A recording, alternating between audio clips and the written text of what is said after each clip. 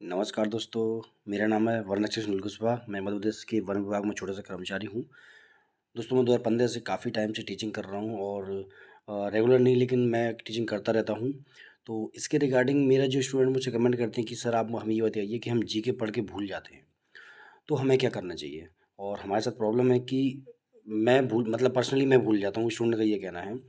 तो मैं आपको बता देना चाहता हूँ, इस दुनिया में जितनी भी पढ़ने वाले जीके सब भूलते हैं, लेकिन एक चीज़ जो है, जो यदि आप सही डायरेक्शन में काम करो तो आप बहुत लेट भूलोगे, इतनी जल्दी नहीं भूलोगे। तो वो डायरेक्शन क्या है जिसके बारे में हो सकता है आपको नहीं पता हो या हो सकता है आप गलती कर रहे हो। तो आज मैं आपको जीके पढ़ने का सबसे सही तरीका बताता हूँ, और यदि आप ऐसा पढ़ोगे तो आप कभी फेल नहीं होगे, क्योंकि आपको चीज़ें अच्छे से याद रह पाएंगी। तो देखिए दोस्तों, सबसे पहली जो कड़ी है, और ये दोस्तों 2000 मध्य प्रदेश के 2023 में जो एग्ज़ाम होने वाले हैं, तो 23 के बाद जो होने वाले हैं, उन स्टूडेंट के लिए काफ़ी इम्पोर्टेंट है। ठीक है? तो अब दोस्तों मैं आपको बताता हूँ, सबसे पहली जो चीज़ है वो है बुक। आपको बुक आपके एग्ज़ाम के अकॉर्डिंग लेनी है। यदि आप जैसे यूपीएससी की तैयारी कर रहे हो और यदि आप पॉलिटी पढ़ते हो, तो आपको लक्ष्मीकांत की बुक लेनी पड़ेगी। लेकिन यदि आप एक कांस्टेबल की तैयारी कर रहे हो, तो आप लूसेंट पढ़ के वो एग्ज़ाम निकाल सकते हो। इसलिए आपको पहले ये देखना होगा कि आप किस एग्ज़ाम के लिए तैयारी कर रहे हो, उसके हिसाब से आपको बुक चूज़ करनी है। फॉर एग्ज़ाम्पल आप एमपीपीएससी की तैयारी कर रहे हो, तो आप मुकेश महेश्वरी पढ़िए, आपका काम हो जाएगा। और यदि आप कांस्टेबल की तैयारी कर रहे हो, तो एक पतली सी बुक आती है महावीर की, पहले आप उसको पढ़ के भी आपका काम हो जाएगा। तो ये डिपेंड करेगा आपके एग्ज़ाम पर। तो बुक को चूज़ करना है। यदि आपको चाहिए हो कि किस एग्ज़ाम के लिए कौन सी बुक अच्छी ली है, तो आप मुझे कमेंट करिए, मैं उसके रिगार्डिंग भी अलग से एक वीडियो बना दूँगा। तो यदि आपने पहले बुक चूज़ कर ली, उसके बाद में आपको क्या करना है, ये बुक आपके किसके पेपर के के एग्ज़ाम के अकॉर्डिंग होनी चाहिए, ठीक है? दूसरा है कि लेवल ऑफ एग्ज़ाम, यदि टफ़ एग्ज़ाम है तो आपको वो क्वेश्चन भी देखने हैं जो टफ़ होते हैं। टफ़ होने का मतलब दोस्तों ये है, यदि मैं आपसे सिंपल से क्वेश्चन पूछूँ कि नर्मदा नदी कहाँ से निकलती है? तो आप मुझे आंसर दे दोगे अमरकंटक से, तो ये क्वेश्चन काफ़ी सिंपल हो गया। अब मैं आपसे बोलूँ कि नर्मदा नदी पर जो कितने बांध बनाए गए हैं, तो ये क्वेश्चन आपके लिए टफ हो जाएगा। क्वेश्चन नदी से ही है, लेकिन टफ और इजी में बस यही फ़र्क होता है। ठीक है?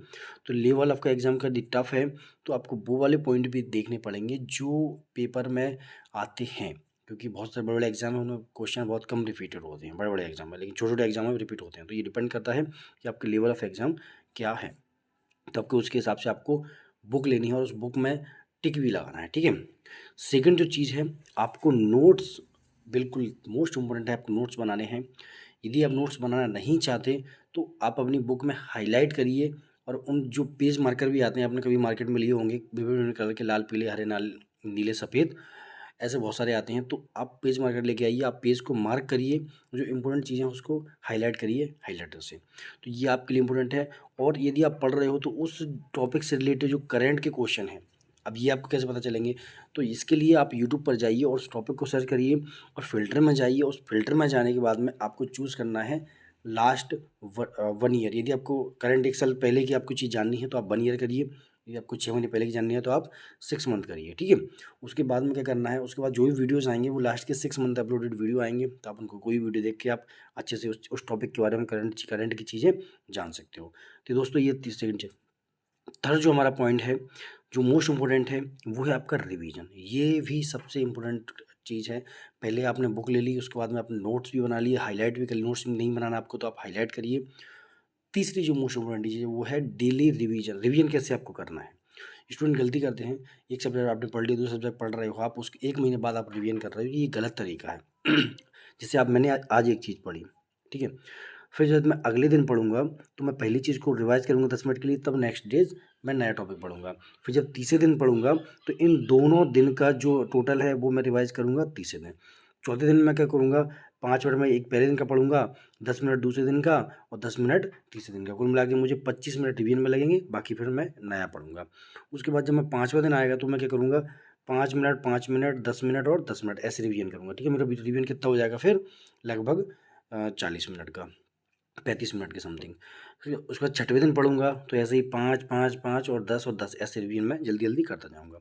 अब जब मेरे 6 दिन कंप्लीट हो जाएँगे, तो 7वें दिन मुझे नया नहीं पढ़ना है, 7वें दिन मुझे नया नहीं पढ़ना है। 7वें दिन क्या करना है मुझे, 1 से पहले, दूसरे, तीसरे, चौथे और 5वें और छठवें और 7 छठवें दिन का, ये टोटल का रिवीजन मुझे 7वें दिन करना है। और फिर अपने जो भी है आप अपनी प्लानिंग कर सकते हो। तो ये 6 दिन का रिव्यू आपको ऐसे रिवीजन करना है। उसके बाद में फिर आपको क्या करना है, 1, 2, 3, 4, 5, 6 दिन का आपको रिवीजन फिर नहीं करना है आपको। फिर आपको 7वें दिन से आपको यही करना है, इस 7वें दिन आपको पढ़ना है और 8वें दिन आपको 7वें दिन का रिवीजन करना है। ऐसे ही आप पूरा हफ्ते, नेक्स्ट वीक भी आप ऐसे ही करोगे। फिर आपको करना है लास्ट में मंथली रिवीजन। मंथली रिवीजन दोस्तों आपने पूरे महीने में कितना पढ़ा है उसको आप महीने के 2 दिन में आपको रिवीजन करना है, ठीक है। उसमें आप नया नहीं पढ़ना है, उसमें पूरे महीने के लास्ट में 2 दिन आपको रिवीजन करना है कि आपने पूरे महीने में कितना पढ़ा। तो ये है बेस्ट स्ट्रेटेजी रिवीजन के रिगार्डिंग। तो आपको ऐसे रिवीजन, आप ये नहीं धूल में लट्ट मारते जा रहे हो, दीवार में धक्का देने से आप कितनी मेहनत कर लो दीवार खिसकेगी नहीं। इसलिए आपको मेहनत करनी है सही डायरेक्शन में, ठीक है। तो ये हो गया दोस्तों रिवीजन का। आई थिंक दोस्तों ये इन सब चीज़ों से आपको काफ़ी हेल्प मिली होगी। आपके दिमाग में जो जो आप कन्फ्यूजन रहता है कि मैं कैसे जीके पढ़ूँ, कैसे क्या पढ़ूँ, तो आपको कुछ तो हेल्प मिली होगी।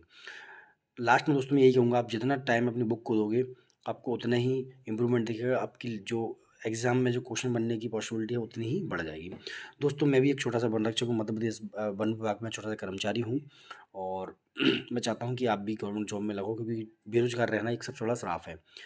और यदि आपको ऐसी प्यारी वीडियो चाहिए तो प्लीज़ चैनल को सब्सक्राइब करना ना भूलें।